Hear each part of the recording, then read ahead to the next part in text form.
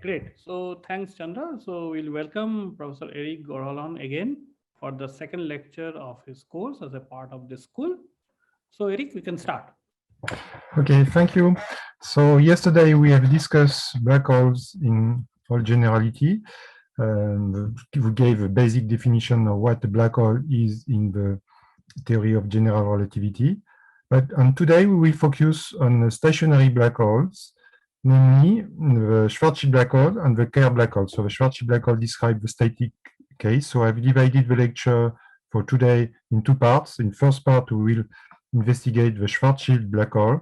And in the second part, we will move to the Kerr black hole, which describes rotating black holes. So let's start with the Schwarzschild black hole. So this is the plan for today. So today we have these two lectures, and tomorrow we will discuss black hole dynamics. So I remind you the link for the page associated to this lecture. So on this page you can download the slides and also the lecture notes, as well as some SageMath notebooks. And the link is also on the web page of the school. So this is the plan for this Schwarzschild part. So first we'll investigate the Schwarzschild black hole as a solution of Einstein equation in the so-called Schwarzschild-Drost coordinates. Then we will move to Eddington-Finkelstein coordinates, which are regular on the horizon. We will then discuss the maximal extension of Schwarzschild spacetime. And at the end, we will discuss the so-called Einstein-Rosen bridge.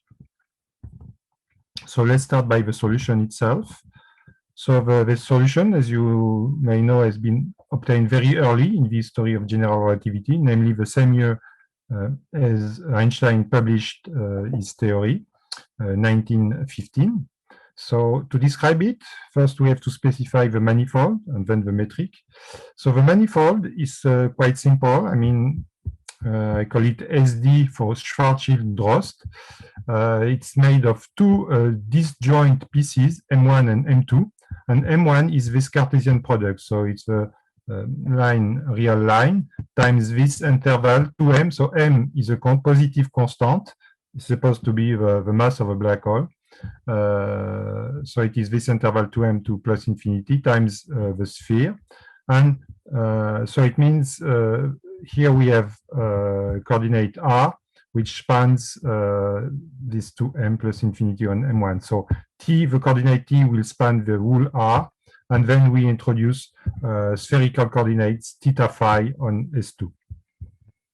For M2, it's the same thing, except that R now is between 0 and 2M, okay? And then the solution itself, I just give it here, is very familiar, I guess. It's given by the simple diagonal form in these Schwarzschild-Drost coordinates. So you have only diagonal elements, and you have 1 minus 2m over r here, and you have the inverse of it in front of the r square. So as I said, the solution has been obtained very early in the history of general relativity. Actually, you may know that Einstein published his theory in November 1915, and as early as the 22nd of December received a letter from Karl Schwarzschild with the solution, and it was published then in 1916. And the title of his publication is entitled "The Gravitational Field of a Point Mass in Einstein Theory." So we may say that it's the first exact non-trivial solution of Einstein equation. Einstein himself has only approximate solution, post-Newtonian, let's say, solutions. So it's the first exact non-trivial, I mean by non-trivial, I mean non-Minkowski solution of Einstein equation. So to do it, to get it, Schwarzschild used coordinates which are not what we call today Schwarzschild or Schwarzschild-Drost coordinate. Actually, he used T r bar, where r bar is related to the r that I've shown before by this formula. And so you notice particularly there is a shift here in the coordinate, and there is some power here. And for Schwarzschild, M was the mass of the point mass. And according to Schwarzschild, the center of the solution was not r equals 0, as we would say today, but it was r bar equals 0, which corresponds to r equal 2m. Of course, it took a few decades for the Schwarzschild solution to be fully understood and especially to be recognized as being a black hole solution. And a very important contribution to the solution was Drost 1. So Drost was a student of Lorentz in the Netherlands, and very early, also in 1916, he wrote a paper where he got the Schwarzschild solution, apparently independently of Schwarzschild, and he used coordinates which are also different from the modern coordinates. These coordinates ensure that the metric component GRR is 1. Not only present the result then in the standard form, I mean, he gave this metric by the change of coordinate, but also he discussed the geodesic. He made a detailed study of time-like geodesics in the obtained geometry. And he found an amazing thing is that there was an apparent barrier at r equal to m, namely that a particle which is free falling from infinity will never reach r equal to m within a finite amount of a time t. Since at that time there was not a very good understanding of the difference between coordinates, time, and real physical time.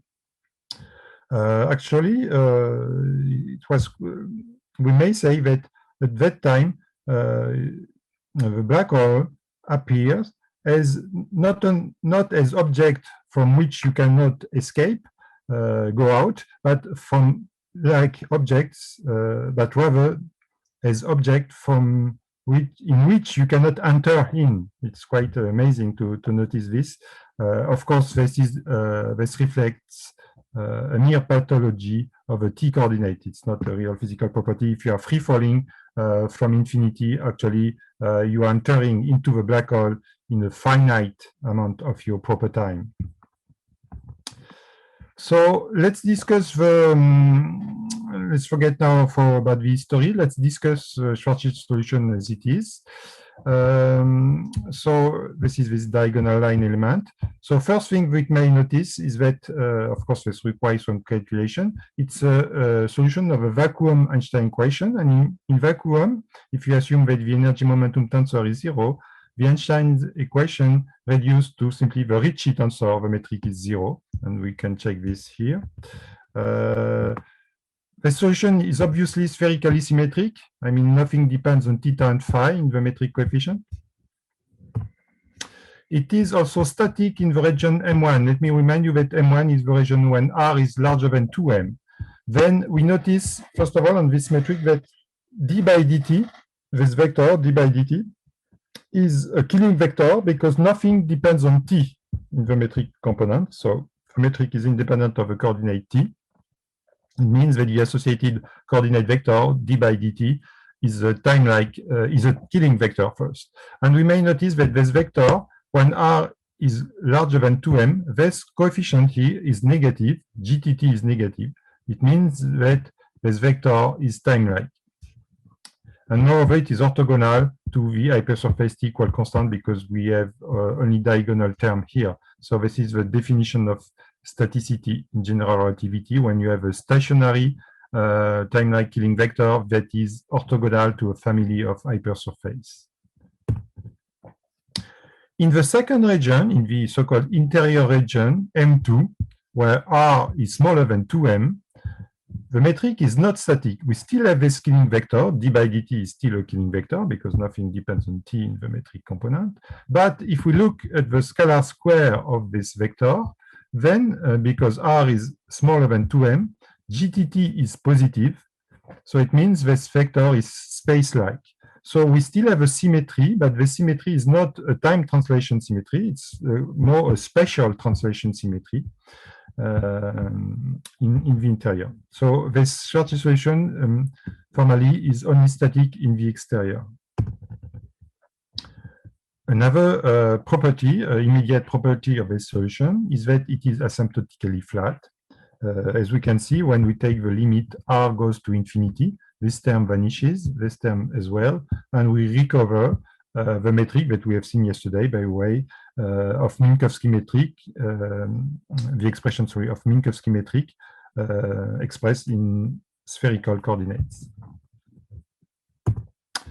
Okay, so the first thing if we want to study further the Schwarzschild spacetime, the first thing to do is to study the null geodesics, because they are relating to also to the null cones, to causality in the spacetime. And to the simplest of these null geodesics are the pure radial ones. So the null geodesics, which goes along lines theta equal constant and phi equal constant. So to get them, we can set d theta is 0 and dphi is 0 in the line element here. And then we end up that if we want them to be null, so we have to have that ds square is 0. So we end up with this quantity being 0. And this means this is equivalent to ask for this relation between dt and dr along the null curve. And so we end up with this relation. And this relation is quite easy to integrate. This will let appear some logarithm when you integrate this with respect to r. So we get actually, because when we take the square root here, we have a plus or minus signs, which naturally appears. This means that we get two families. With the plus signs, we get the family of the so-called outgoing radial null geodesics. And there appears an integration constant, u. Here, this is a constant along a given geodesic. And similarly, with the minus signs, we have a family of the so-called ingoing radial null geodesics, where we have another constant here, v. And formally, when we get this solution by integrating this equation, we get only a null curve, not necessarily null geodesic, because a null geodesic is a null curve, of course, because a geodesic is a curve, but not all null curves are geodesics. To be a geodesic, it has to be as straight as possible in the space-time. And in particular, this means that it has to obey this famous geodesic equation, which is equivalent to say that the vector tangent to the geodesic, tangent vector field, or velocity vector, if you want, is propagated parallelly to itself. And you can check that with this solution here, if you take these equations, then they obey this relation where the gammas are the Christoffel symbols of the metric components in Schwarzschild-Drost coordinates. And for the affine parameter, this is the affine parameter along the geodesic lambda, here it suffices to take lambda equal r. So r is an affine parameter along this radial geodesic. Let's do this as an exercise. This is some int. You write the equation of the curve is going like this for the outgoing ones, for instance. So t is this function of r. R is itself a function of r, and theta and phi are kept constant. So when you take the derivative with respect to r, you get this expression. And the second derivative is this expression. So this is very easy to get this derivative here. And then what you need is the Christoffel symbols. But this one, you can open a textbook, of course. This is in every book about general relativity almost. But you can also compute with SageMath notebook, as shown here. For instance, if we go to this notebook here, again, this is a SageMath, so it's a Python-like syntax. If you want this notebook, so here we declare, maybe I should enlarge this. Here we declare the manifold for dimensional. We introduce by the specific syntax the coordinates and the range and possibly the lattice symbols. Here, tr, theta, phi. Then we define a metric tensor, and the metric tensor we give a Schwarzschild value, where Rm is a parameter here. And then, so we can have a matrix view of a metric tensor, we can get a component of it. Then we ask Sage to compute the Christoffel symbols by this function, Christoffel symbols display. And then we get the non-zero Christoffel symbols of the Schwarzschild metric appear here. So they are pretty simple, actually. We can get one of them. Okay, we can check they are symmetric. And here we can check also in the same notebook that we are actually dealing with a solution of Einstein's equation. So we ask for the Ricci tensor of G dot Ricci. So this is a tensor, and if we display it, we get 0. This is a matrix view of the same thing. So it is a solution of the Einstein equation. Of course, the Ricci is 0, but the Riemann is not 0. It means we are dealing with a curved space-time. If we ask for the Riemann tensor, if we display it, this is quite a long tensor because it has many components. This is just one component, for instance, the 0, 1, 0, t, RT. I think there is a mistake here. It's TRT. It has this component, and the Kretschmann scalar is given by this contraction of the Riemann tensor here, and it's also non-zero. It has this value here. Okay, so let's go back to the main presentation. So if you do this, if you use this Christoffel symbol, you can check easily this is a geodesic. Now we can plot this geodesic in the TR plane. So this is the R coordinates. So this is the M1 part of the space-time. This is for here we have R lower than 2M. So this is the M2 part. And here in the solid lines are the outgoing null geodesics, and the dashed ones are the ingoing ones. And here we can, because this is the null geodesics, we can draw so the future null cones. This is this yellow part here. You see they look like this. And in the interior, there is a funny thing that the null cones are horizontal instead of being vertical. And also all the geodesics, including the so-called outgoing ones, are actually ingoing. They are ingoing this way. This outgoing family. All of this is due to the fact that here this direction is actually a time-like direction, because as we have seen, d by dt is becomes this vector here. D by dt becomes a space-like vector, as we have seen already. And we see some pathology of the coordinates around r equal to m here. So to deal with this pathology, so this pathology is obvious on the metric tensor component, because this metric component is diverging when r approaches to m. So to deal with this pathology, we have to introduce another coordinate system. This is the so-called Eddington-Finkelstein coordinate system. And this coordinate system is very much linked to the ingoing radial null geodesic that we have just seen. So let me remind you the equation of this ingoing radial null geodesic. It is this this equation where v is a constant, and now we can promote v as a coordinate. And more precisely, we will promote v minus r as a new time coordinate. We call it t tilde. So in some sense, v appears at the advanced time with respect to this t tilde coordinate. And t tilde is then t plus 2m logarithm of r divided by 2m minus 1 with absolute values. And if you do this change of coordinates, it's very simple. You can do the computation by hand. You will get that the Schwarzschild metric takes this form now. So the main difference at first glance with respect to the form in the Schwarzschild-Drost coordinate is that you have an extra off-diagonal term here. We have a cross term dt tilde times dr with a 4m over r. And also, a second thing that we may notice is that now all the metric components are regular at r equal to m. You do no longer have any -1 power or something like this, which would make things diverging, and moreover you have a plus sign here. So these components are regular at r equal to m.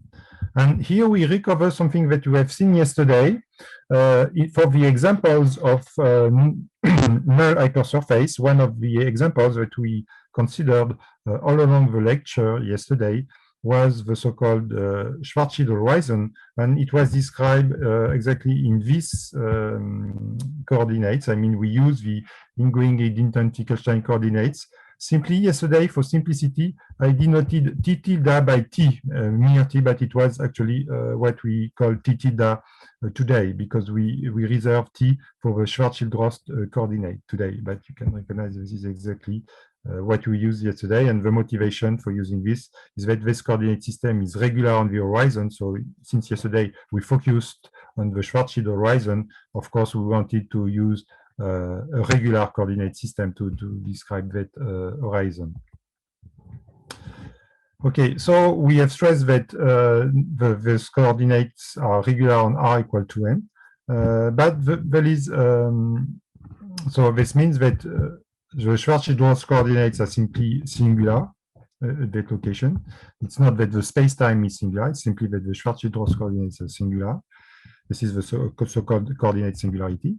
And there is another singularity which appears also in Eddington-Finkelstein coordinates, is that when r goes to 0, this term is really diverging, and this term as well. Okay, and as we have seen in the notebook previously, if we compute the Kretschmann scalar, which is the square of the Riemann tensor, in that sense, that's the full contraction of the Riemann tensor with itself. The square is a scalar field, so it's coordinate independent. It takes this value, whatever coordinate you choose. When r goes to 0, this value is diverging clearly. So this means that we cannot get rid of this singularity by a mere change of coordinates, because we have a scalar field which is diverging at this point. So this is a so-called curvature singularity. It means the Riemann tensor, the Riemann curvature tensor is divergent, and in the physical terms, this means that if you approach to this region, you will feel infinite tidal forces, because the physical interpretation of a Riemann tensor, let me remind you, is that it describes tidal forces, gravitational tidal forces. Okay, so we have a singularity, curvature singularity at r equals 0. And since now we have the Eddington-Finkelstein coordinates, we may plot Schwarzschild-Drost coordinates in terms of Eddington-Finkelstein coordinates. So this is a plot where here you have r, because r is the same in both coordinate systems, but here I use t tilde, so the Eddington-Finkelstein coordinate here. And here, these blue lines, this is the hypersurface, which are reduced to a line because I suppress 2 dimensions. The θ dimensions do not show up in this plot. So this hypersurface t equal constant, where t is the Schwarzschild-Drost coordinates. And you see that they don't provide a regular slicing of a spacetime. They accumulate near r equal to m here. On both sides, they accumulate. They don't provide a proper slicing of spacetime. So here we have a pictorial view of the singularity of Schwarzschild-Drost coordinate. So since the Eddington-Finkelstein coordinates are regular at r equal to m, of course, we can use them to extend the spacetime manifold. And instead of considering r strictly lower than 2m and strictly larger than 2m, we can allow for r equal to m now. So when we can, this means we can take the whole interval from 0 to plus infinity. Of course, we exclude 0 because we have a curvature singularity here. So this is our new range of r, and this defines a new manifold in that sense. This is the so-called ingoing Eddington-Finkelstein manifold. And now we may say it extends the previous one, which was the Schwarzschild-Drost one, by adding this h, where h is the hypersurface, simply r equal to m. This is the so-called Schwarzschild horizon, of course. And we have studied it much yesterday. And so let me remind you from yesterday that it's a killing horizon because the non-normal to it is nothing but the killing vector d by dt tilde. So the topology is very simple. It's a cylinder topology. It's as a being a killing horizon, it is a non-expanding horizon. And we computed yesterday the area, and the area is 16 pi m square.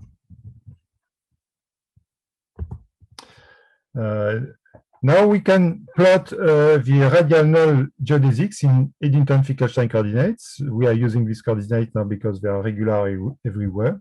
And first of all, the ingoing null geodesics, they are very simple in these coordinates. They are simply straight lines. This is these dashed straight lines here, and they cut the horizon here.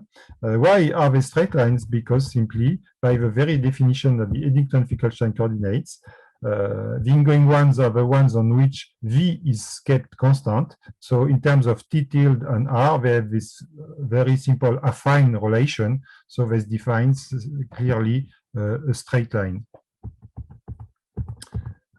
So V is constant on each of these ones. But on the contrary, for the outgoing ones, they have the equation involves some logarithm. And so they are not straight lines, and they have this behavior here. And so they go out in the exterior region, but notice again, although they are called the outgoing radial null coordinates, they are ingoing when R is smaller than 2m, because if you follow them to the future, R is decaying here. And now the null cones look like this in the exterior, and in the interior they are tilted like this. And we can also convince ourselves by looking at this diagram that this region is a black hole region, because all the geodesics have R which is decaying. No causal curve actually can cross this barrier here. So we are really dealing with a black hole. None of these curves can reach sky plus. We will see also this when we introduce compactified coordinates. This is what we're going to do now. We are going to maximally extend this solution and consider some conformal diagram. So to perform this maximal extension, we introduce another set of coordinates. This is the so-called Kruskal-Szekeres coordinates. This is coordinates. Now we change both T and R to capital T and capital X. T and phi and theta are kept the same because of spherical symmetry. We don't change these coordinates. And this is this rather complicated formula. This is a hyperbolic cosine here. This is some exponential here. So they are mixing this change of coordinates. It is mixing T and T tilde and R.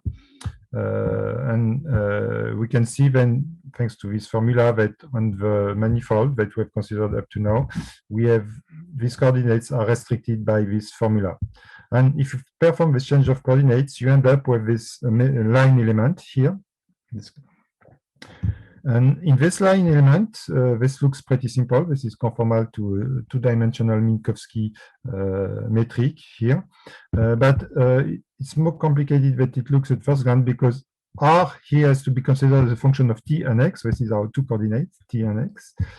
And this function is a complicated one because it's given only implicitly. You have to invert this relation. It is invertible, but not in terms of elementary function. One should appeal to the so-called Lambert function to get the inverse.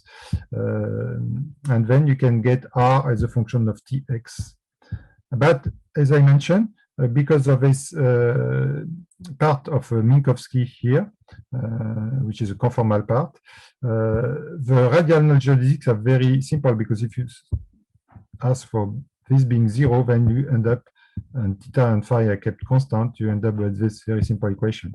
So this means radial null geodesics will be straight line in these coordinates.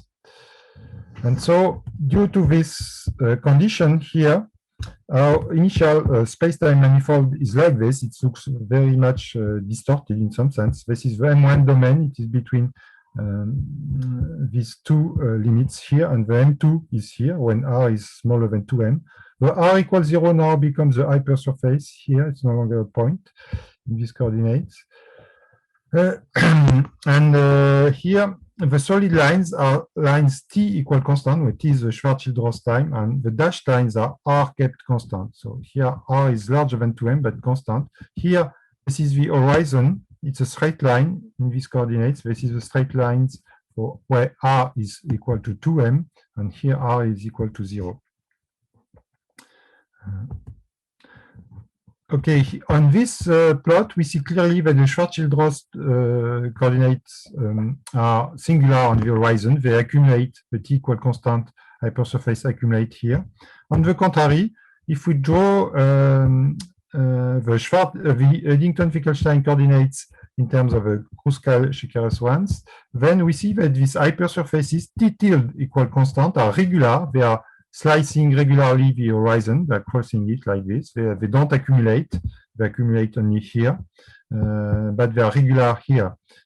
So again, we recover that the Eggington-Fickelstein coordinates are regular on the event horizon H. And what about the null radial geodesics? As we have seen just a minute ago, they are given by this very simple expression. So if we integrate this, we get straight lines with a plus or minus sign. So of course, the minus signs for the ingoing ones in dashed lines here, they are crossing the event horizon, and the outgoing ones are like this. And the ones which are inside the black hole region, they never cross the event horizon. They kept being inside, and finally they end up at the null singularity here. But we may notice that this space-time on this diagram, we see clearly that it is incomplete, because if you consider this outgoing null geodesics, it goes to infinity.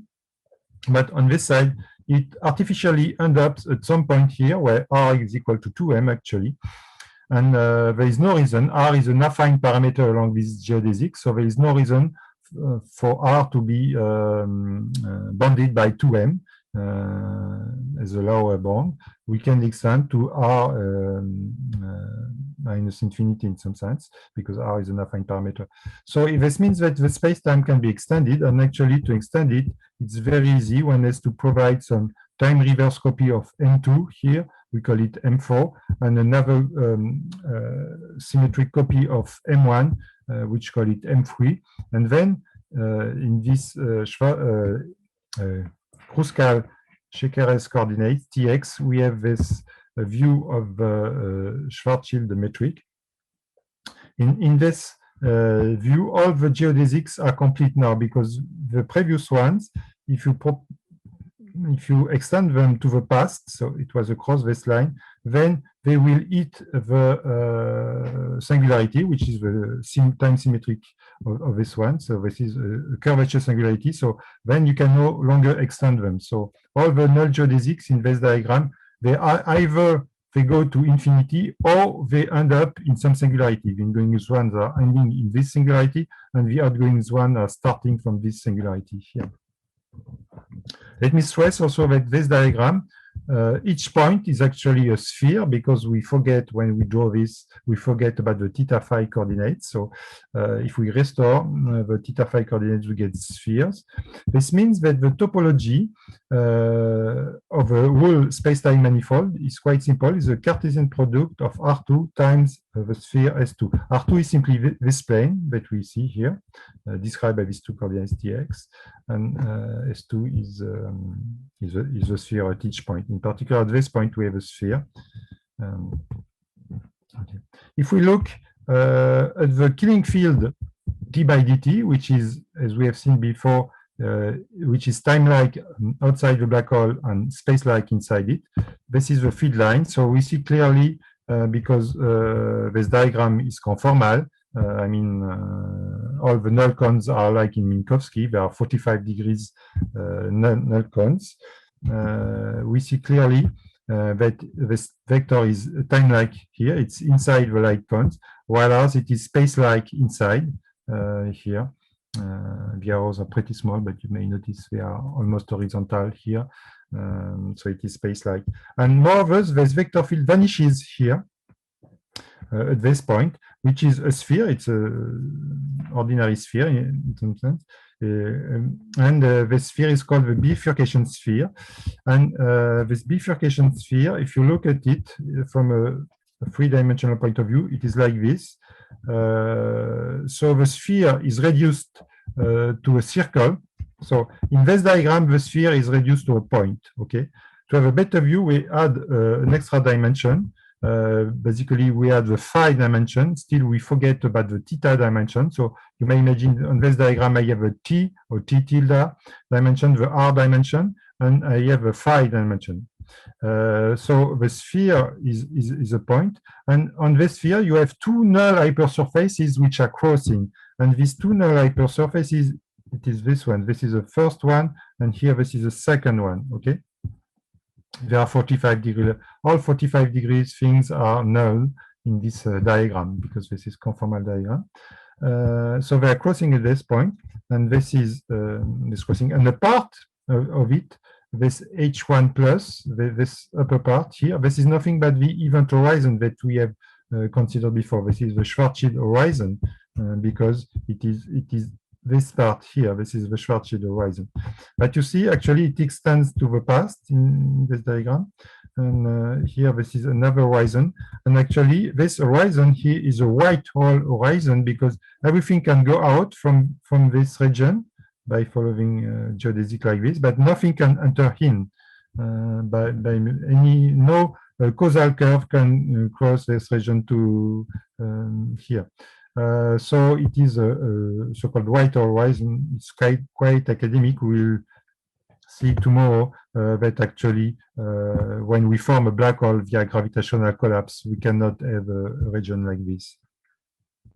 We'll discuss this further tomorrow. Okay, we can have still another view of the extended Schwarzschild spacetime by introducing compactified coordinates to have a so-called Carter-Penrose diagram. Basically, this is the same view as this one, simply we compactify. So to bring infinity in the diagram.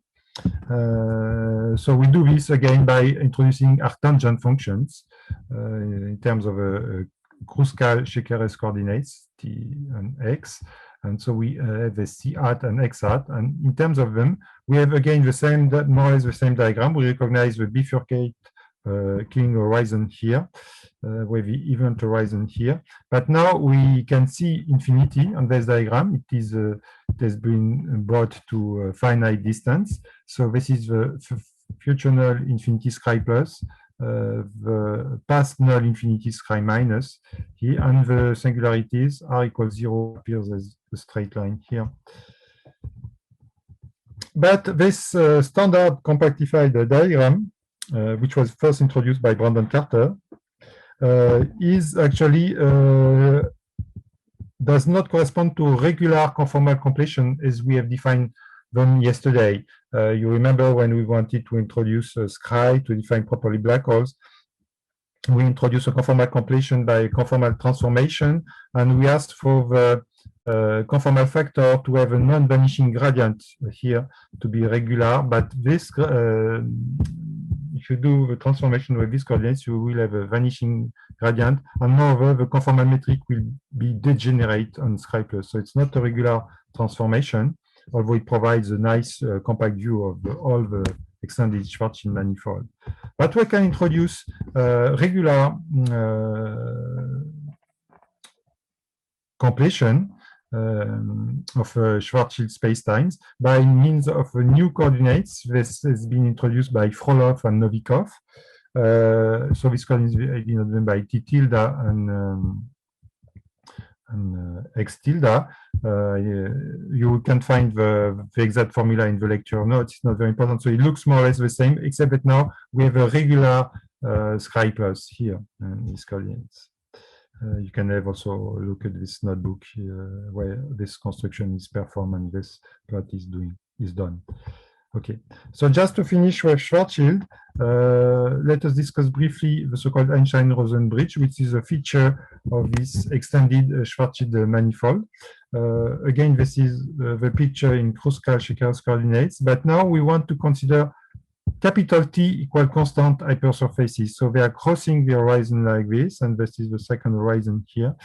And then this surface, actually, we can isometrically embed them into space, into ordinary Euclidean space, up to a certain limit. And this limit is here, is given by this dashed line here. And if we do so, in particular, if we do for the T equals 0, if we look the topology of this, so it goes to infinity in this way, but also to infinity in this way. And here it goes through the bifurcation sphere. It looks like this. Here we have a bifurcation sphere, and here we have one flat, almost flat, asymptotically flat hand, and another asymptotically flat hand here.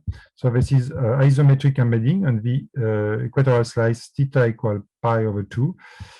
So here basically you have capital T is kept fixed, and as well as theta. So the remaining coordinates are x or r, if you want, in terms of Schwarzschild coordinates, and phi is the angular coordinate, azimuthal coordinate, of course.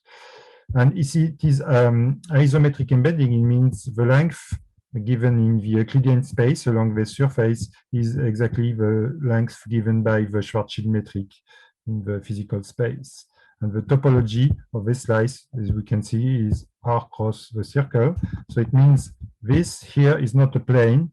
It is not like R2. Its topology is R times the circle for the equatorial slice, theta equal pi over 2. And if we, so this is for t equals 0. Now, if we increase t, if we go along this direction, we will get these things. The neck is becoming more extended.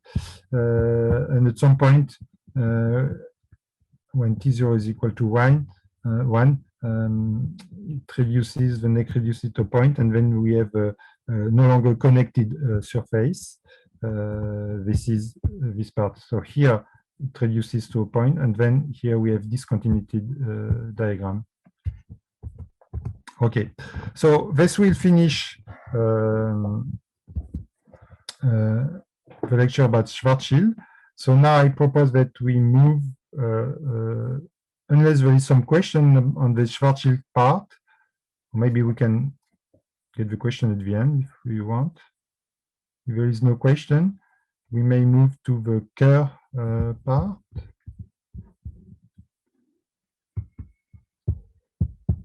Okay.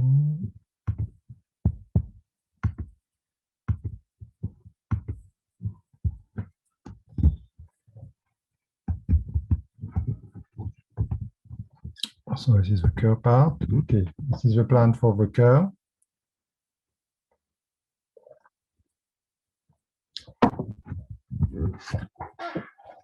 So we will give the Kerr solution in terms of a standard Boyle-Lindquist coordinates first. Then we will introduce, we will see that as Schwarzschild-Drost coordinates, these coordinates are singular on the horizon. So we will introduce coordinates which are regular on the horizon. This is called Kerr coordinates, which generalize the Eddington-Finkelstein coordinates. We will discuss the horizons, and there is a plural here because there are two of them in the Kerr spacetime.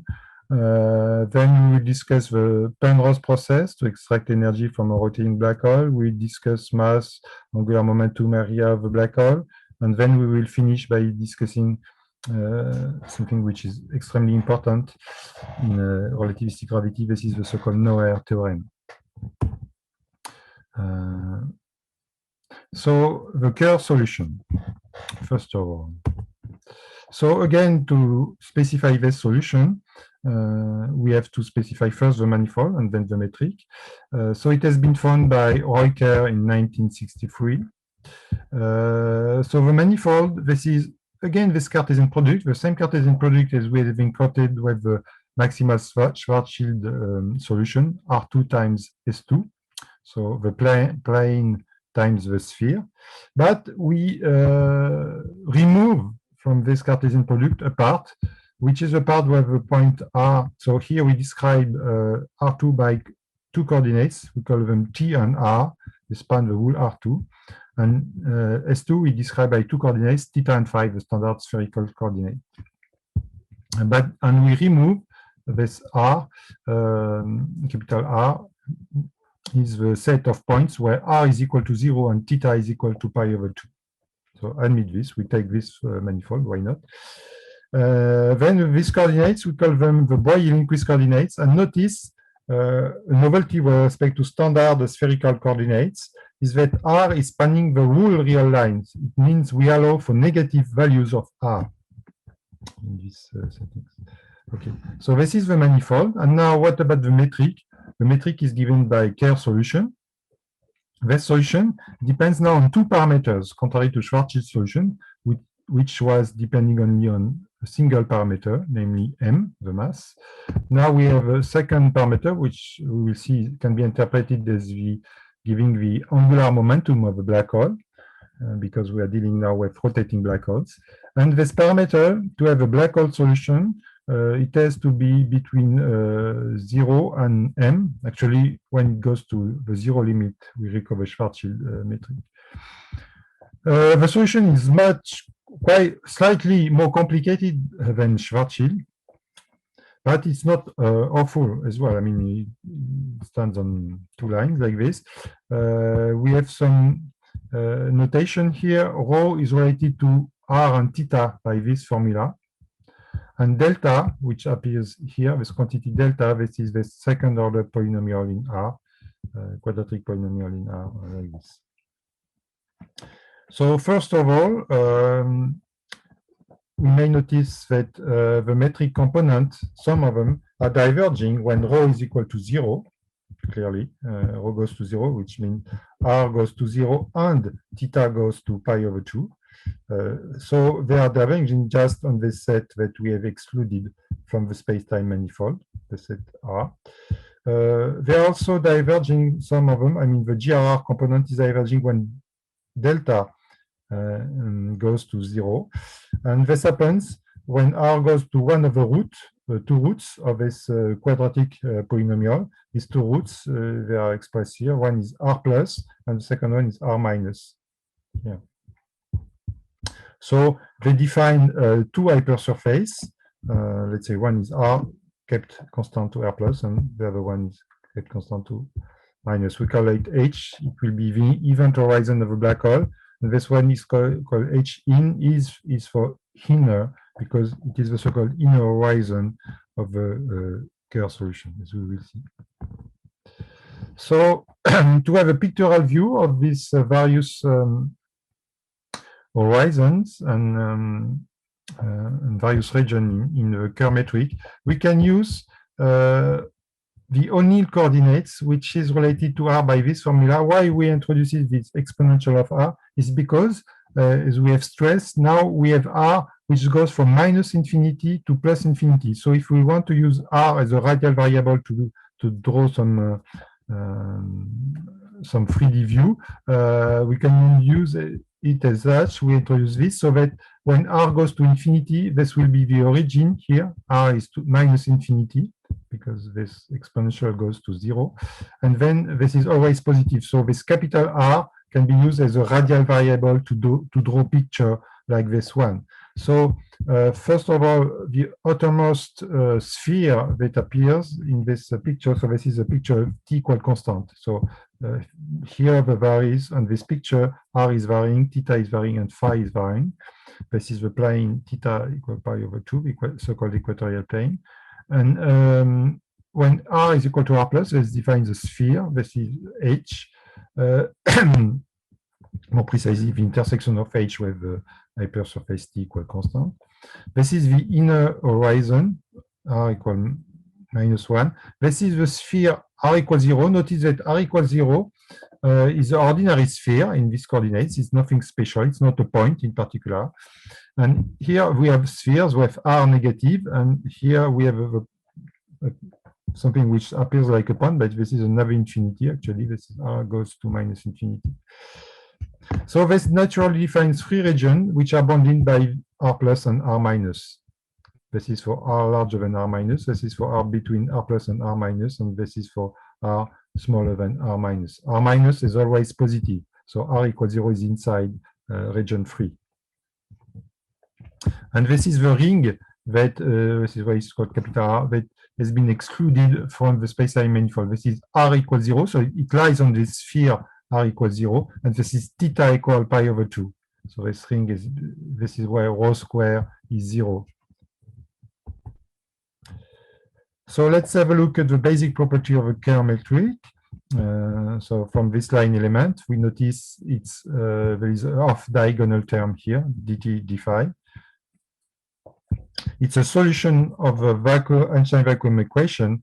Of course, you may not want to check this by hand because, as you may imagine, it's quite complicated to compute the Ricci tensor of this metric. Again, there is a notebook, SageMath notebook doing this for you. We can introduce in this notebook the Kerr metric like this. We give by hand the various non-zero component of a metric tensor.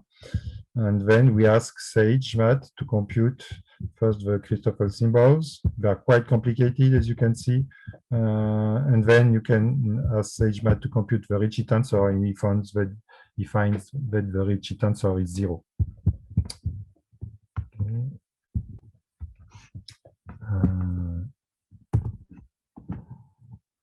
So another basic property that we can see quite easily is that the asymptotic behavior is like a Schwarzschild metric when we go far, because if we perform some expansion for R being large, then we have this, like this, blah, blah, blah.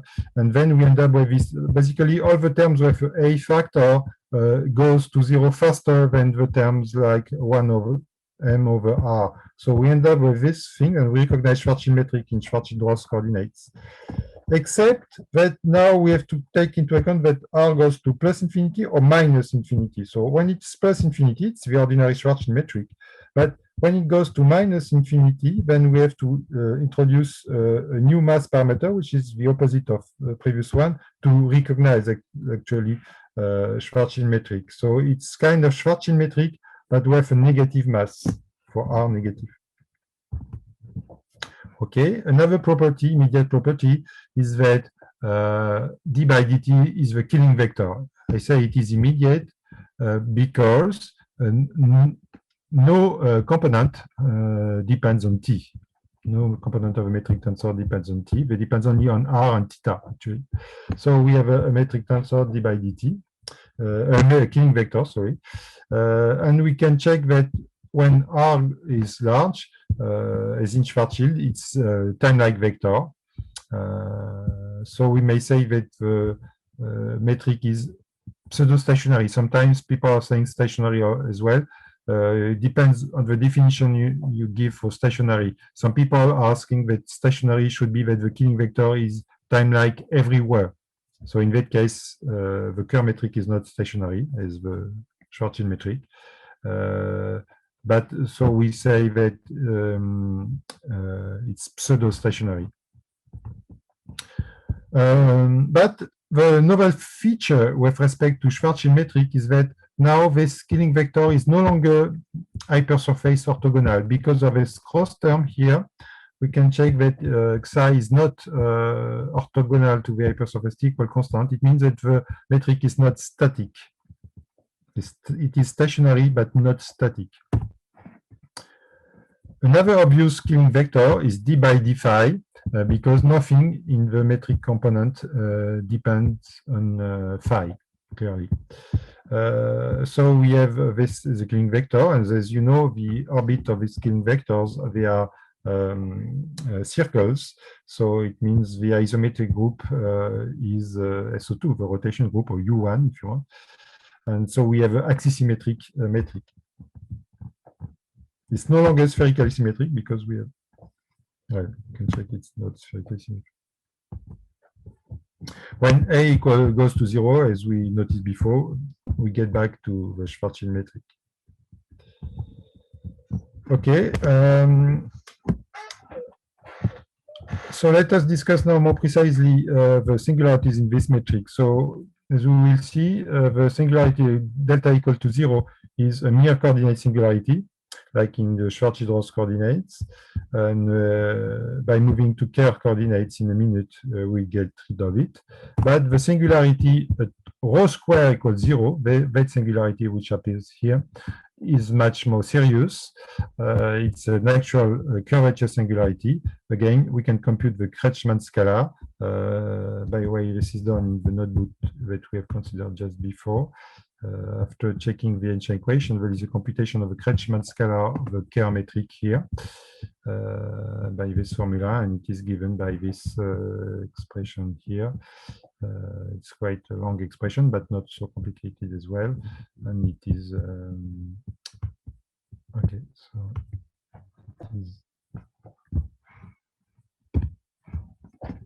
it is this expression here.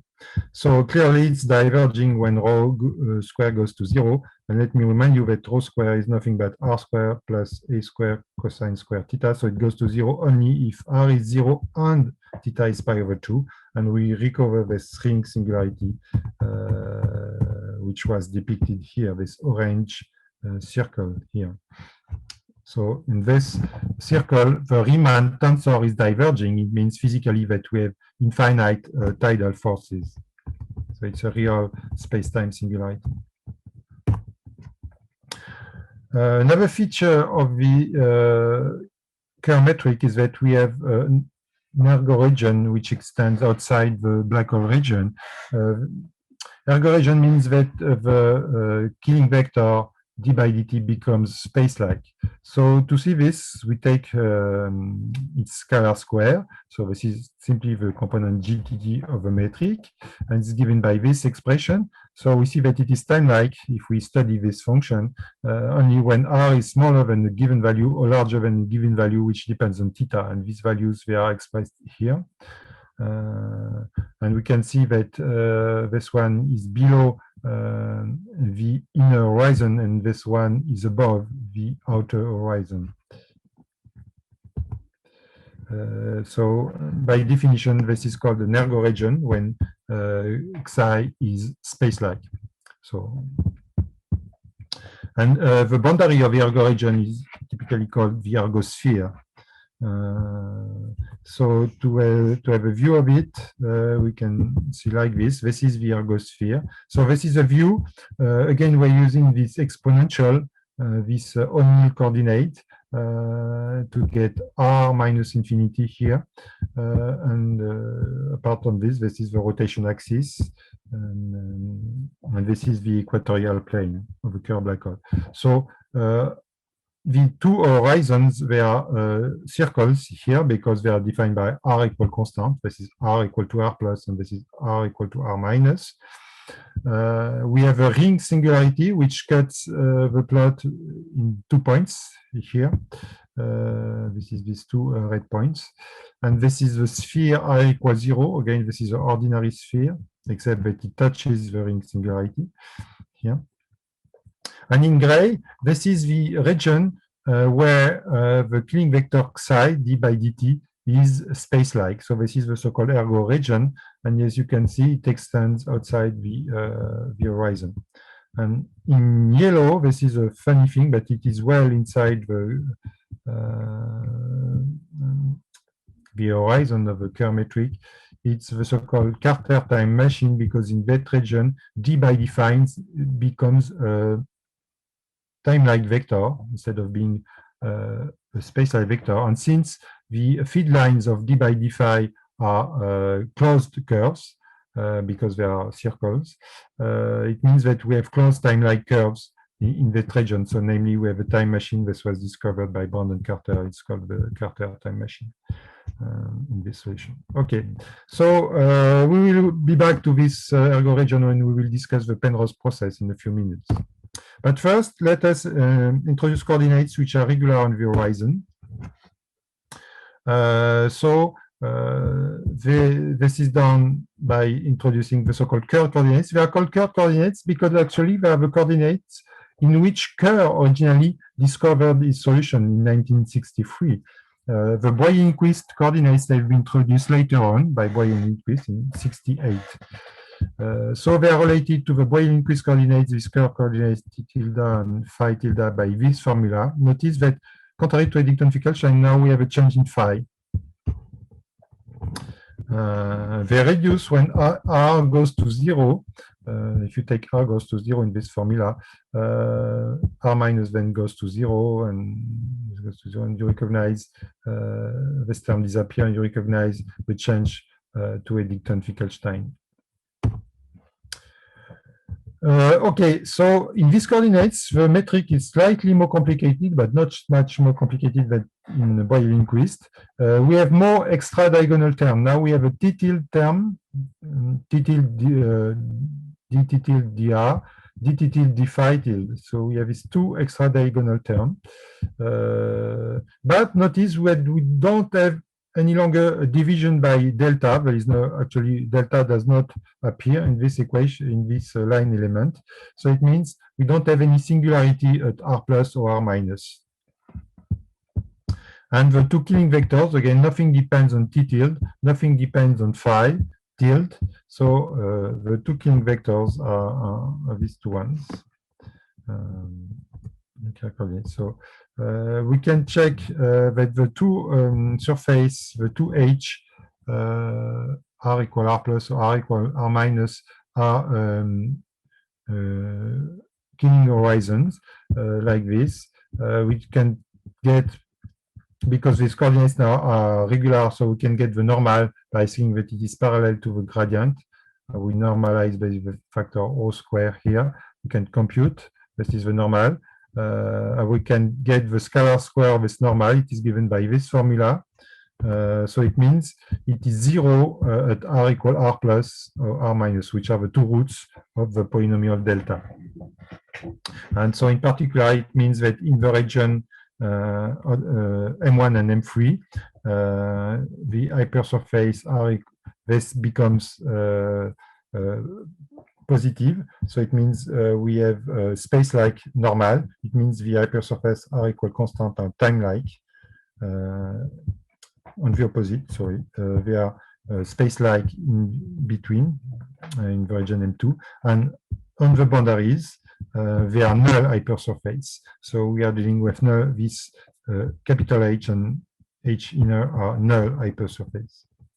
Moreover, they are actually Killing horizon, not only the null hypersurface, but they are Killing horizon because the normal on them, which was given by this formula for any R equal constant hypersurface, but if we specify this formula on H or H inner, we get this formula. So we see that it is a linear combination of a two Killing field with constant coefficient. So being a linear combination of two Killing vectors with constant coefficient, it is itself a Killing vector. We call it chi. We renormalize it by this constant factor, for instance, on H. And then there appears this factor, omega H, which is a constant, expressed by this formula in terms of A and M. And this means that we have a null normal to this null hypersurface, and this null normal is a Killing vector field of a space-time. It's a combination of the original two Killing vector fields. So it is a Killing horizon. And similarly, we will get that H inner is also a Killing horizon. And this factor is called the angular velocity of the horizon. Why is it called so? Because if we picture this Killing vector, this normal, L is the same as chi here, or proportional to chi if you want. And this plot here, it gives the null generator of the horizon. This null generator, they are rolling at the angular velocity omega with respect to psi, and d by eta is not drawn here, but it should be like this. Okay, on this tube. This is one view of this Killing horizon. We can introduce another view where so this one, so this was the previous one. In this view, now the chi is drawn so that the null generator, which are these null geodesics here, are vertical lines as we have drawn them yesterday. We always do some diagram where the null generators were vertical. So now psi is rotating in some sense with respect to this null generator. But this is two views of the same object. I mean, the horizon of a curved black hole. Okay, then we can depict the null geodesics, the radial null geodesics. Actually, there is a privileged family of them, which is the so-called principal null geodesics. I will not enter into the details. There are some details in the lecture notes. They are related to the curve coordinates, so that the ingoing ones are straight lines. Again, they are very simple equations in terms of curve coordinates, but the outgoing ones are more complicated equations. And notice they cannot cross this event horizon here. They are going here. Actually, in this region M2 here, between the two horizons, they are ingoing. And here they are outgoing in the sense that R is increasing among them. So we can convince ourselves by looking at this picture that if you're here, you will never reach a sky plus, which is somewhere here. So we have really a black hole event horizon, SH. We may ask the question what happens when the parameter R is larger than M. So when it is exactly equal to M, then the polynomial delta has a double root, which is R equal to M. So it means R is equal to R plus is equal to R minus. So the two horizons coincides and they become a so-called degenerate King horizon. It's called degenerate because it has a vanishing surface gravity, as we will see. But for R larger than M, the Kerr solution as a solution of Einstein equation still exists, but there is no longer any black hole horizon. In that case, there is no root to delta. And so it means that the ring singularity, which is still there, is naked. It's not hidden from infinity by some horizon. It's a naked singularity. So let's discuss now, let's come back to the Virgo region and discuss the so-called Penrose process, which is very important for the astrophysics of black holes. So we consider a particle which comes from infinity and which enters the Virgo region. So this is a top view, if you want, of a black hole. This is the equatorial plane of a black hole. So in black, this is a black hole region, and in gray, this is the Virgo region. And in Virgo region, suppose it splits, it decays, if it is a particle, in two particles. One is escaping, because it's in the Virgo region, we're outside the interhorizon, so we can, the particle can escape. And another one is falling into the black hole. And so this is the four momentum, which are depicted on this picture. And if we look this as a process, and we make a kind of energy gain formula like this, we measure far at spatial infinity, I mean far from the black hole, we measure the energy of this particle, we call it E out, and we compare it with the energy of the entering particle here, E in. And so this energy, this is given by this formula. I mean, in geometrical terms, we have to take the scalar product of the four velocity of the observer with respect to the momentum tensor at infinity, and do the same thing on both sides. Simply, when we are at infinity, the four velocity of the observer is nothing but the Killing vector psi. It is d by dt. Okay, and an important feature of geodesics when you have a Killing vector is that the scalar product of psi with p is conserved along the Killing vector. I mean, it's a kind of Noether theorem, if you want. We have a symmetry in spacetime. It is described, the symmetry is described by the Killing vector field. And associated to that symmetry, we have a conserved quantity. And this conserved quantity is the scalar product of the tangent to the geodesic, which is the four momentum vector. The scalar product with the Killing vector psi.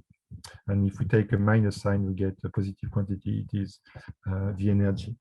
It's kept constant. So this is a proof, but I will skip it by lack of time. It's elementary proof by using at some point the Killing equation for this proof. So if we use it here, so we've seen that our energy gain was formulated by this equation. And if we use this, we see that at infinity, the scalar product is the same thing as at the point A here. Okay, so we can write this formula like this. And now we're using the bilinearity of a metric tensor to say that this is the same thing as the scalar product of P minus prime. Now we have a conservation of four momentum at this point. So this is nothing but P second here, this difference. So we get this.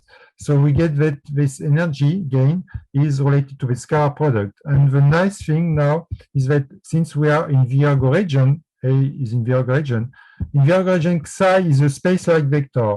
So if it would be a time-like vector, here we will have the scalar product of two future-directed time-like vectors, because psi would be time-like, and P as a four-momentum vector along the world line of a particle has to be a future time-directed, time-like vector. And the scalar product of two such vectors is always negative. You have no choice. But in the ergo region, since psi is space-like, the scalar product can take any sign. It can be positive or negative. And we may choose the trajectory here so that the scalar product becomes positive. It means delta E will be positive. We will have gain. I mean, the particle which comes out here will have more energy than the entering particle. This is the so-called scalar process, Penrose process. It means that some energy has been extracted from the rotating black hole.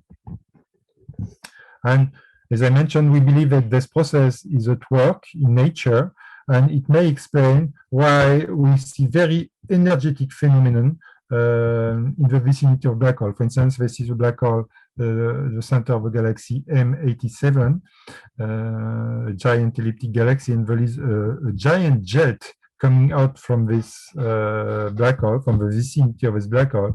And this jet has a very large velocity. I mean, in terms of speed of light, it's almost the speed of light. There is an enormous amount of mass in this jet. And so this means that we have a very powerful engine powering this jet. And we believe that ultimately this is related to a Penrose process. I mean, we are extracting energy from the rotation of a black hole in the ergo region here. Okay, so let's move to the global quantities, to the mass, spin, area of a black hole. So I will, maybe due to lack of time, I will not enter too much into details, but up to now, when we discuss the geometric, we have two parameters, these two constant parameters, M and A, and we didn't discuss much the physical meaning. And the physical meaning, I mean, is quite simple, actually. M is nothing but the mass of a black hole. I mean, if we define the mass, the gravitational mass, in some sense, of a Komar mass, it's called also for the pseudo-stationary spacetime, is given by this formula in terms of the Killing vector psi, the so-called Komar formula. If you do this computation, you will find that M is nothing but, capital M is nothing but small m. So it means it's the mass, and the physical interpretation, of course, is that if you are far from the black hole, you can measure it by measuring using the Kepler law, the Kepler third law. If you measure the period, the time it takes to make some circular orbit about the black hole, and if you compare this to the distance to the black hole, you get M, and so this is this M here. Similarly, you may measure by having a gyroscope in orbit around the black hole. You may measure the spin of a black hole, or the total angular momentum of a black hole, by the precession of its gyroscope. This is called lens steering effect. And in terms of metric quantity, I mean, it's given by this integral. Again, this is a Komar integral, but this time it involves the Killing vector eta, which is d by dphi. And if you do the computation, you will find that this total angular momentum is nothing but the product of A times M. So in some sense, this means that this parameter A that we have introduced in the Kerr solution is nothing but the specific angular momentum. It's J divided by M. Another important quantity is the black hole area that we have defined yesterday for non-expanding horizon. So this is the case here, since we have Killing horizon. So it's given by the square root of the integral of the square root of the determinant of the induced metric. So again, here we can do the computation. We can get from the expression of a Kerr metric in the Kerr coordinate, we can get the induced metric on the two sphere, which is a cross section of the horizon. It's given by this expression, and you do the computation and you end up with this formula for the area in terms of the two parameter of a Kerr solution, M and A. Notice that when A is to 0, we recover that this is 16 pi m square which was the formula that we got for the Schwarzschild horizon. Okay, we can also get the so-called surface gravity, which is nothing but the non-affinity coefficient of the null normal to the horizon. So let me remind you that the null normal was chi. It's a linear combination of a two Killing vector like this. And if we compute this, then we will get a coefficient kappa here, which proves that the horizon is generated by null geodesics. And this value of kappa is given by this formula. You have also in this SageMath notebook here, you have the exact computation, the full computation, I mean. Well, it's called surface gravity. It was the name given by Stephen Hawking, but it does not reflect exactly surface gravity in the sense that if you are close to the surface of a black hole, if you are close to the event horizon, you will feel an infinite gravity, an infinite inward force, whereas this is a finite value, clearly. So it's kind of rescaled surface gravity. Okay. I want now to finish the lecture with discussing a very important theorem. It is the no-air theorem. It's very important because this theorem basically means that all black holes in the universe are Kerr black holes, all black holes in equilibrium. So more precisely, the term says that if you assume four-dimensional general relativity, this is our setting here, standard relativistic gravity, let's say, a stationary black hole in an empty universe, if it is not disturbed by nearby bodies or something like this, suppose you have just the black hole in the universe, that this black hole is initially described by the Kerr-Newman solution, which is a slight generalization of the Kerr solution. It's a generalization to non-vanishing electric charge. So it's described by three parameters: the mass, the angular momentum, A, and the charge. And this theorem has been proved by a series of searchers. First, it was some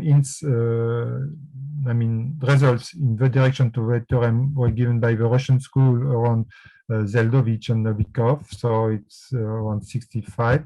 It was proven in the spherical symmetric case, so leading to the Schwarzschild black hole as the only possible black hole, static black hole in general relativity, spherically symmetric black hole in 67 by Israel. It was extended to axisymmetry by Brandon Carter, and the final proof was achieved by Hawking, not assuming axisymmetry necessarily, but proving axisymmetry as a result of this theorem, and it was refined. The proof was refined by Robinson in 65.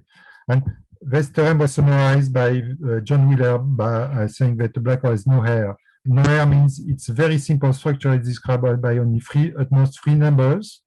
You don't need a field to describe a black hole. You need simply three numbers. So it has no fancy things. It's like a ball thing. It has no hair. And of course, astrophysically, we think that most black holes in the universe are neutral, because if they were not neutral, you will get charge from opposite signs from the interstellar medium coming, which because the electric force is very strong, it's a long-range force, and so this opposite charge will neutralize the black hole very quickly, very efficiently. So most of the black hole in the universe are supposed to be with Q equals 0, but this is nothing than the Kerr solution. The Kerr-Newman reduces then to the Kerr solution. If you set also A equal to 0, of course, we recover Schwarzschild solution. And if you assume Q non-zero, so a charge solution but non-rotating, then you have so-called Reissner-Nordström solution. But I will not discuss it here. Okay. So again, this theorem is really fundamental. This is one of the most beautiful theoretical results in general relativity, which was obtained in the 70s. We can get a precise mathematical statement of this theorem. So it's really a theorem. It has been demonstrated. We take a spacetime, which is four-dimensional, symplectically flat, pseudo-stationary, meaning we assume that we have a Killing vector, which is time-like far from the central object. at least far from central object. We assume that we are dealing with solution of the vacuum Einstein equation, that the horizon is regular, it's a single piece, it's connected horizon. And there are two extra hypotheses which are necessary at the time being for demonstrating the theorem, is that we have no closed dynamic curve outside the object in the so-called domain of auto communication, which is black hole exterior, and that we have also analytic solution. And then the theorem says that if you have all these properties, necessarily the exterior of a black hole is isometric to the curved spacetime. Basically, it is the curved spacetime because isometric means the same thing, basically. So people are trying to improve this theorem because the analyticity is quite a strong property. For physics, we would prefer to deal with smooth functions, not analytic functions. Analytic is stronger than smooth.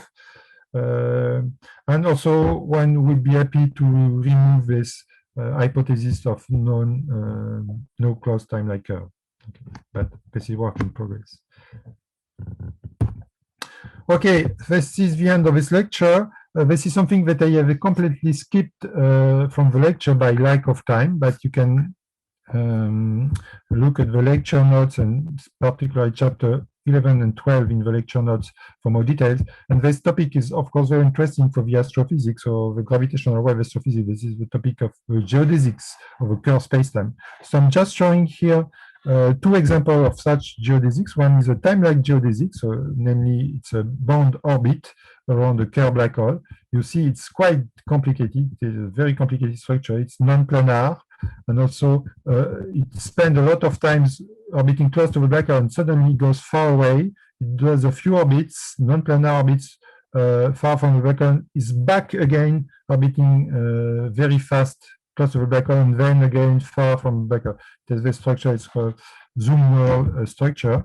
And this is very important, this type of orbits, for gravitational wave astrophysics, because it gives birth to the so-called Emery waveforms.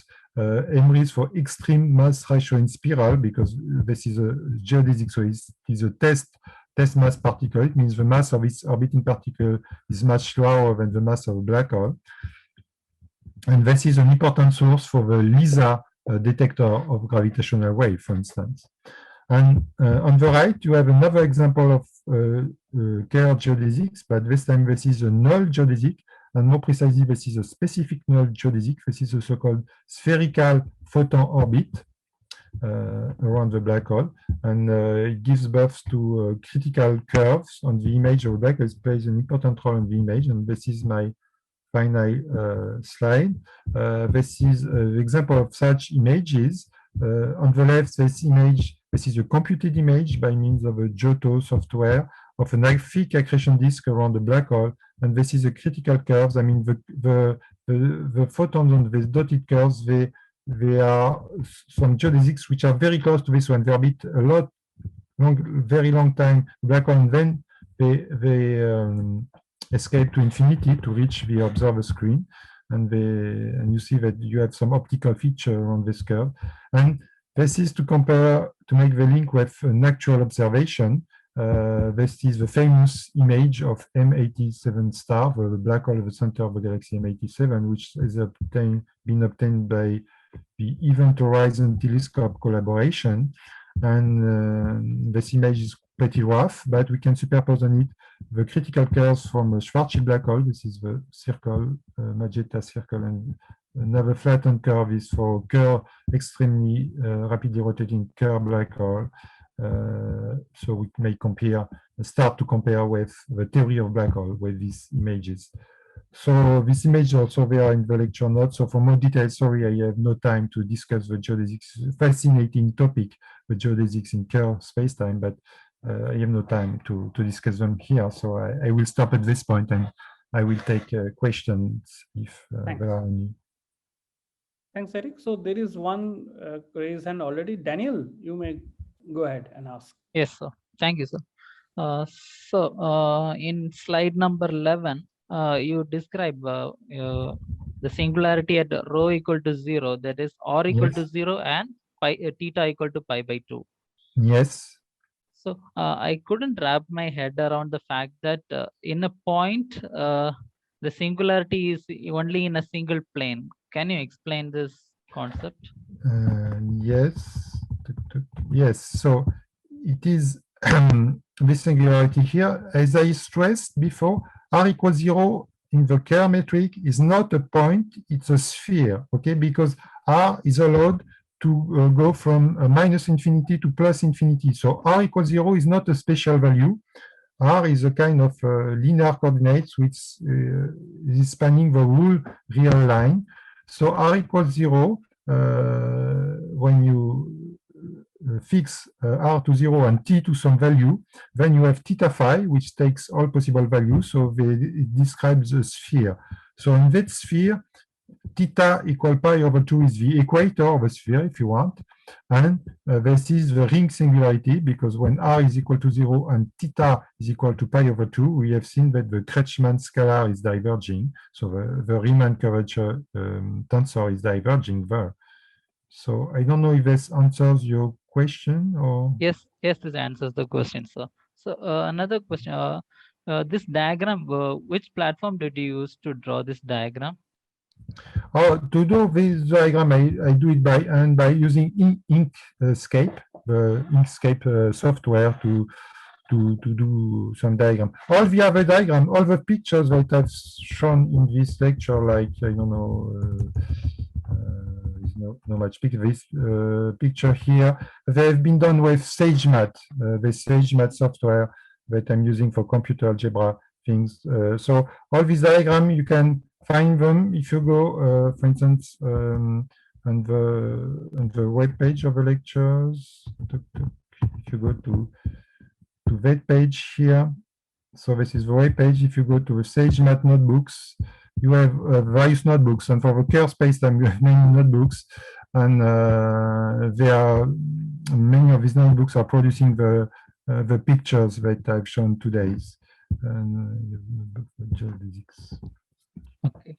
Thank you, sir. One more question. So page number 39, can you? Okay, 39. 39.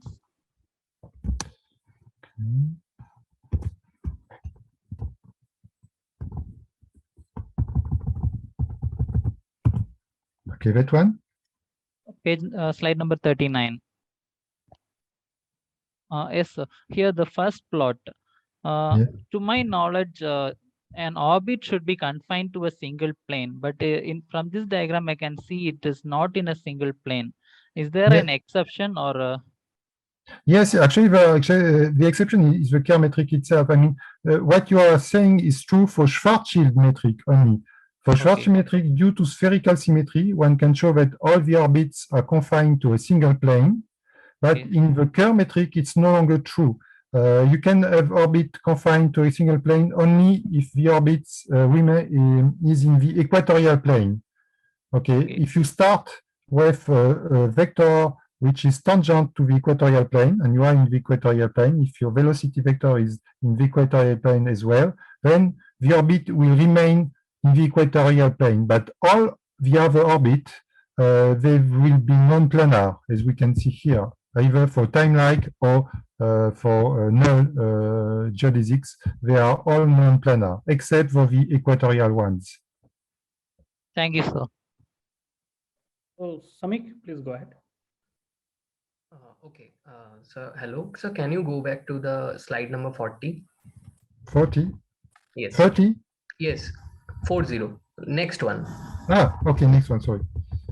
The final one. Yes. Yes, the final one.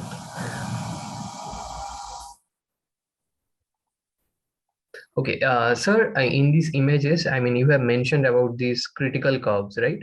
So yes.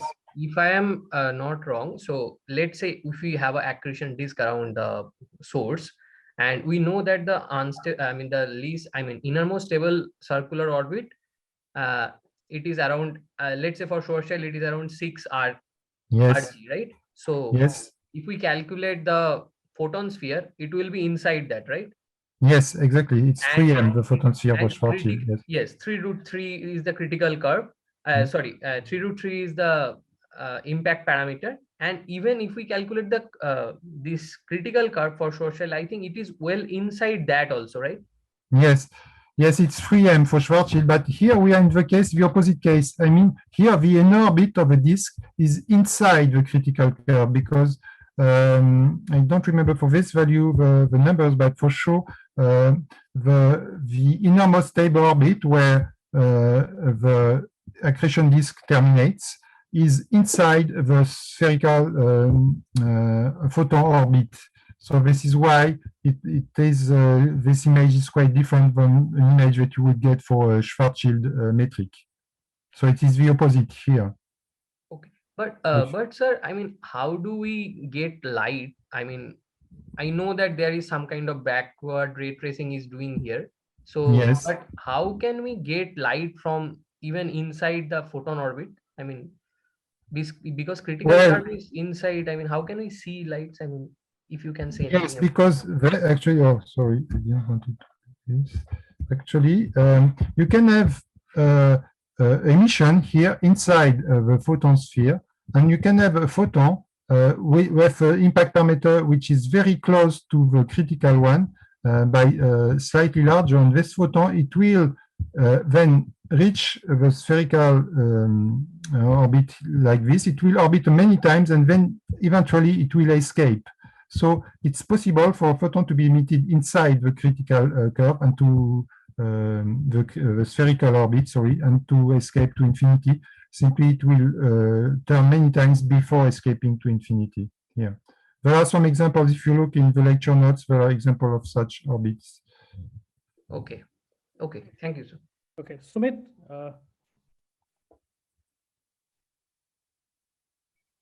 Hello, am I audible? Yeah, please go ahead. Thank you, sir. Professor, can you just go to slide number 21? Yes.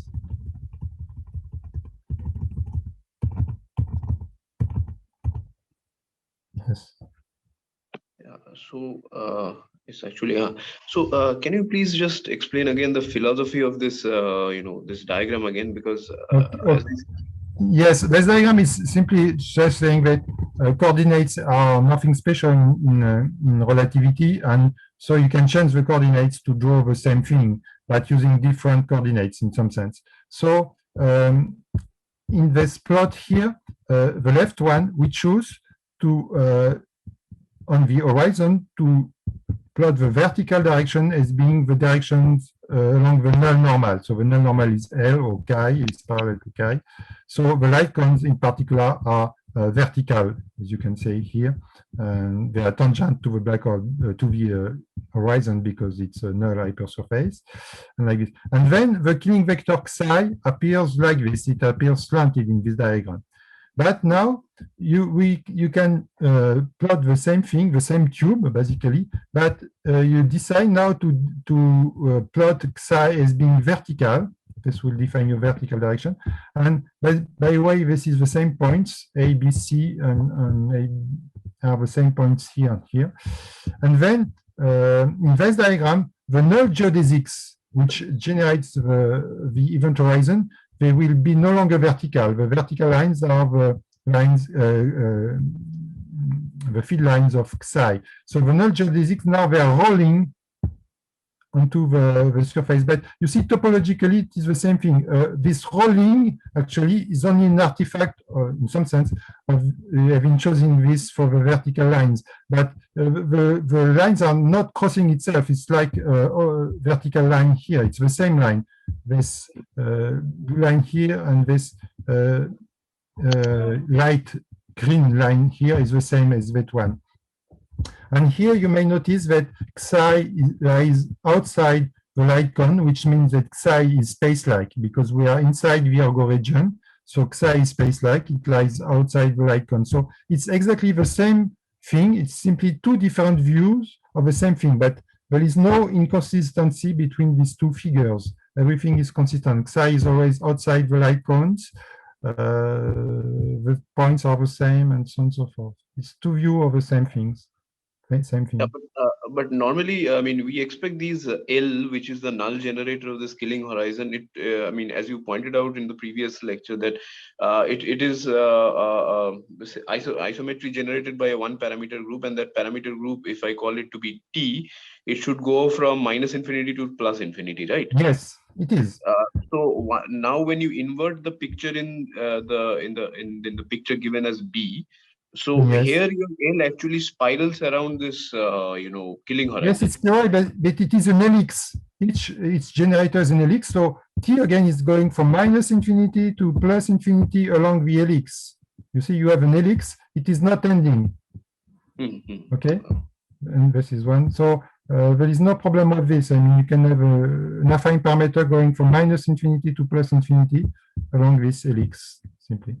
So I mean, in this picture, what happens to the parameter phi? That is del L. I mean, in the natural picture, we have phi going from 0 to 2 pi, right? Yes, so, it is this coordinate. Phi is used for drawing the picture, actually. So phi, this is, you may imagine this is this coordinate going from 0 to 2 pi. This is phi here. Basically, we have phi and we have t tilde here. T tilde, more precisely. Thank you, sir. So, can you just please explain the term pseudo-stationary with respect to this curve metric? I mean, why is it called? Yeah. So you mentioned that the curve metric is rather not stationary, but pseudo-stationary. Yes. I guess in slide number 10. Yes, it depends on the author, actually. There is not a full agreement about the definition of stationary in general relativity.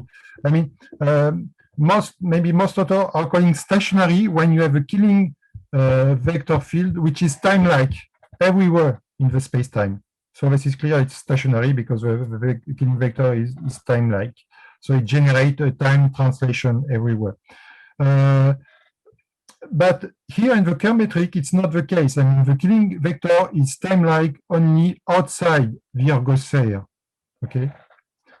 Inside the ergosphere, in the ergo region, it is space-like. So this is why people say that such metric is pseudo-stationary. I mean, we have a killing vector which is time-like. In particular, it is time-like far from the central object in the asymptotically flat region.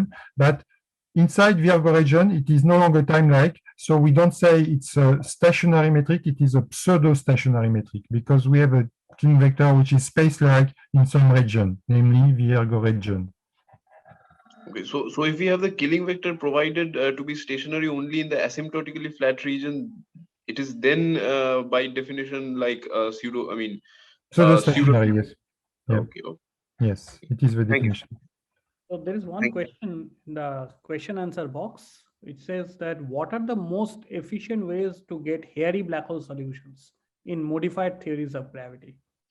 What do you mean by most efficient? I mean, I don't understand. What do you mean by most efficient way to get airy solution? So you can go ahead and ask this question. Yeah. Thank you very much. Actually, I mean, for example, which kind of assumptions you need to break to get? Okay. Okay, I see what you mean now. Okay, so let's go back to this. Okay, yes, here, or maybe here, this is the basic assumption physical terms. Most of the time, you can, you have two ways. Either you change the theory of relativity, you say it's no longer general relativity, then you can have airy solution because this theorem is valid only in general relativity. Or you may assume that you can remove this empty assumption here by asking that you are still in general relativity, but then the universe is not vacuum, the black hole is surrounded by a scalar field, for instance. If you assume some scalar field surrounding the black hole, well, you have also no air theorem in some cases, but if the scalar field is not a real scalar field, but a complex scalar field, or two real scalar field, then it has been shown by Radu and Herdero, for instance, quite recently, that you can have airy solution in that setting, still being in general relativity. So this is the two avenues, I mean, to to get airy solution. Either you change the theory of gravity, you move away from general relativity, or you keep general relativity, but you add a complex, massive scalar field around the black hole, and then you can get airy solutions. Excuse me, but if we take, for example, the Lamoury theorem for Galilean theories, so we have a scalar field, and we are not in general relativity, but we still have Noether theorem. Yes, I'm not saying. For example, yeah. In reduced Hardansky, for example, how can one produce new solutions? If we have, we are in modified gravity, we have a scalar field, not a complex one, just a normal scalar field. No, I'm not saying that the Noether theorem is specific to general relativity. Of course, as you pointed out, there are other relativistic theories of gravity where there are some Noether theorem. But what I'm saying is that the one that I'm setting here is for general relativity, and to escape from it, I mean, you have to remove some of the assumption in the theorem. But of course, yes, you have also Noether theorem in other theories. In some other theories, you don't have any other Noether theorem. So it depends on which specific theory of relativity you are considering. Okay. Okay. Thanks. I think we have to wrap it up now because we have another session coming up. So I thank Eric for these wonderful lectures, and we'll meet you in the third lecture of this course. Thanks a lot. Okay, thank you. Goodbye.